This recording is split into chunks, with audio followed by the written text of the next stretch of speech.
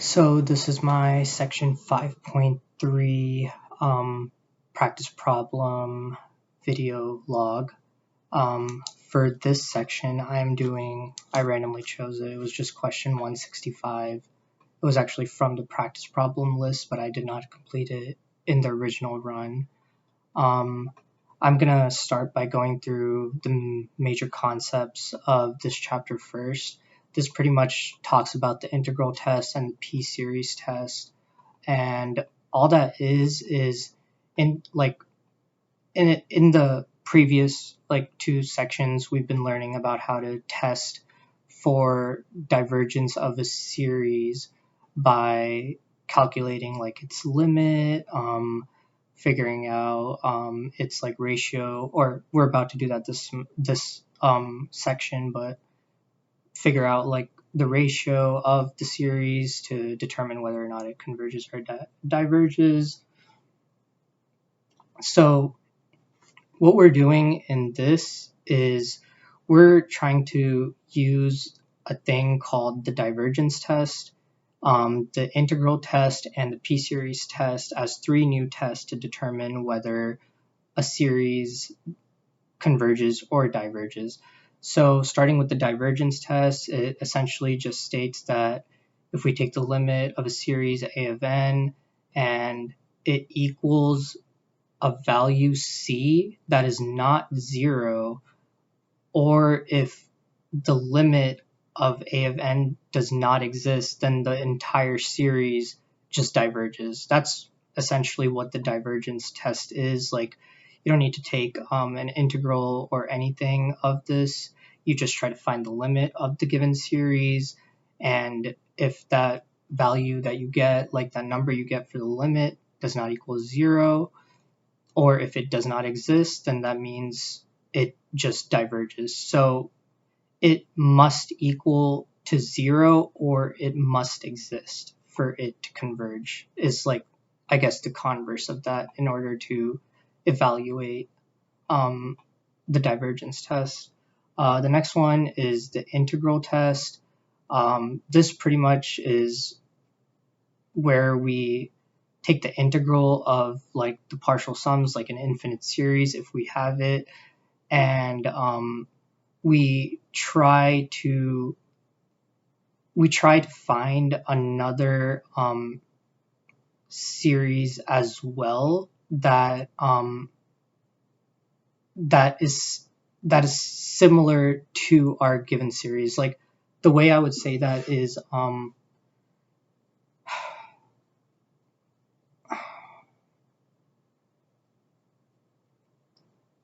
so our first series that we're given, if we are to perform the integral test on that, we would find what the partial sum equation looks like, and then we would take the integral of that partial sum equation from the first value that it's at to the final value that we're trying to calculate to. So say that it starts at 1 and the first value is 1, and then we go up to 6 in the sequence.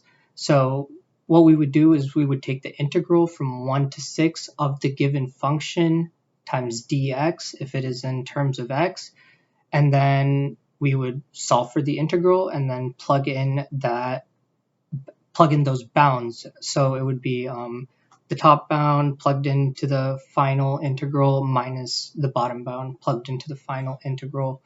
And what we get is it will be another equation that we can find the limit of. And once we find the limit of that final equation that we just arrived at, we will be able to see whether or not it converges or diverges. And if that second equation converges or diverges, then that means the original series also converges or diverges. And if the first series automatically diverges, then you would not need to conduct this test because, of course, the second one would also diverge. Sorry. What I meant to say is there are actually three conditions. it can either, the first series can converge and the second series can converge, or the first series can converge and the second series diverge, or the first series diverges and the second series converges, and using that we can prove, sorry, I think I'm confusing myself. Pretty much what we're doing for this integral test is, given a series, the summation of a series, there should exist a function f and a positive integer n, where the new function that we're finding is both continuous and it is decreasing, and for the function at n, it should equal the series at n, at n is greater than big N. Sorry, I'm trying to put this into better words, but we essentially use the series to find a similar function, and then we test for a positive integer, capital N, and if the function is continuous and it is decreasing, and at f of little n, which is like the term of the sequence, like a at sub n, at f of n equals a sub n, for all integers, the sub n, like the little n, should always be greater than or equal to the new n that we just found, which is like the approximation that we're using from the original series, from the original sequence, sorry. And that can, sorry, I didn't mean series. And again, that will hopefully be in the practice problem that I'm about to do. I haven't like done it yet, but that is what the integral test is. Essentially, you just take that integral of that sequence, and it should show you whether both converge or both diverge. And the last part of this is using the p-series test to find whether or not a series diverges or converges. And the p-series test is actually pretty straightforward. The summation of a series from n to infinity, if it's in the form 1 over n to the power of p, whatever the p-value is, if the p-value is less than or equal to 0, then it diverges. If it's greater than or equal to 0, then it converges, because if we think about it, the bigger the p-value, the smaller the value itself gets, like the result of the series, because the denominator continually gets smaller and approaches one, like a limit, an asymptote. So that's why we use the p-series test to also find an approximate equation by taking, like we can take the interval of the original series, and then we can compare those to see if the denominator will keep increasing due to the p-value that it has, like the p-value exponent. So I guess to sum it up, like for the summation of n equals 0 to, or n equals 1 to infinity of the series 1 over n to the power of p, that's the general form. If p is just greater than 1, it converges. If it is less than or equal to 1, then it diverges. And those are pretty much the three major tests that we can do for convergence and divergence from this section. The last part is the remainder estimate from the integral test. Say that we have that series A of n, and it is convergent, and then we take the integral of it, which is function f. If function f is continuous and decreasing, and f at n equals a sub n for all integers of little n is greater than or equal to 1, we can say that S sub n, S sub big N, which is like the series at the nth partial sum of the original series for all the positive integers, like the interval of integers for that integral, it would be equal to where the S sub n plus like the S sub n function or series, or sorry, it's the nth partial sum of the series. So S sub n plus the integral of the function is less than just the original series, which is less than the nth partial sum plus the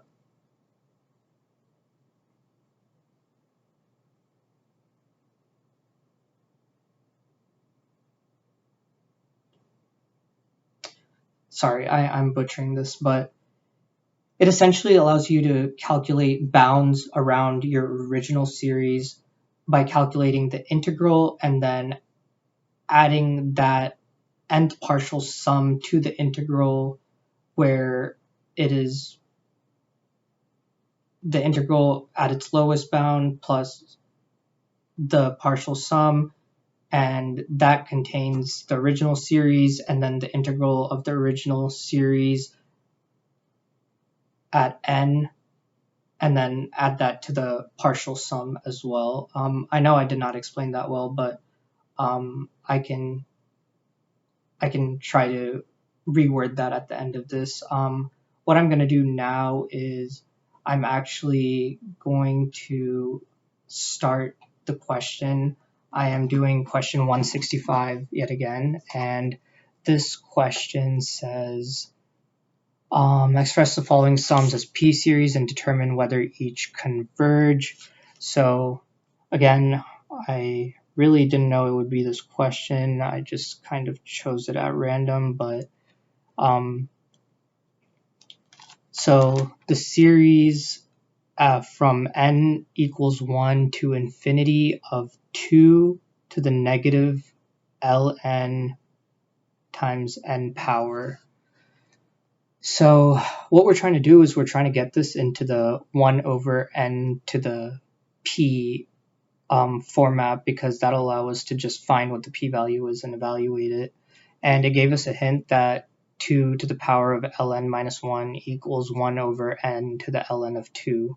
So that automatically just gives us the p-series format of this. And when we look at this, it shows us that, well,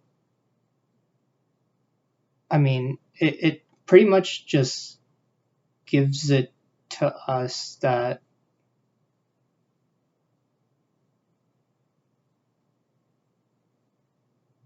it pretty much gives it to us that the p-series diverges because p equals ln of 2, and that isn't equal to 0 or less than 0. It is actually between 0 and 1.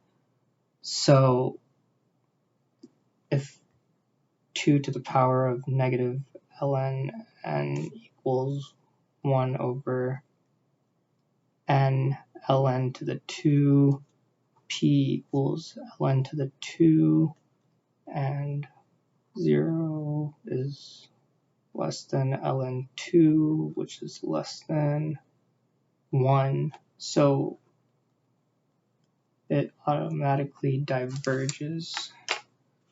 And yeah, I believe that is it. It was actually a pretty quick question. This is all the work is for that.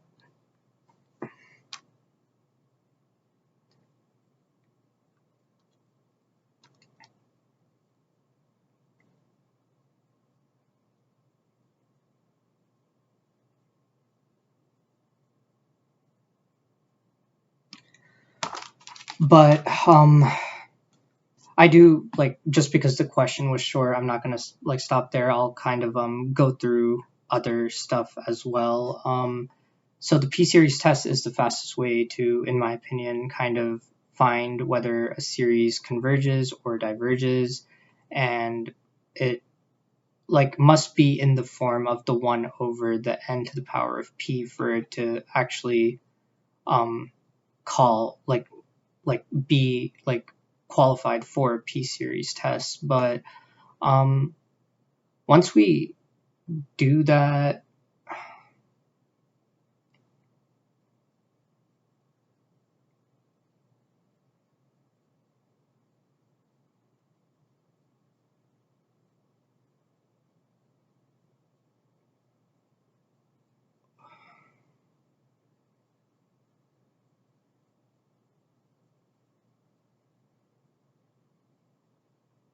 I mean, once we do that,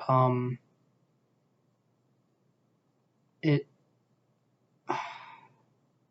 I wish it converged, because then I could have at least kept going and tested out the limit, like taken the integral of the function, and then gotten that second function, but and then plugged in the limit to calculate whether the second series converges or diverges.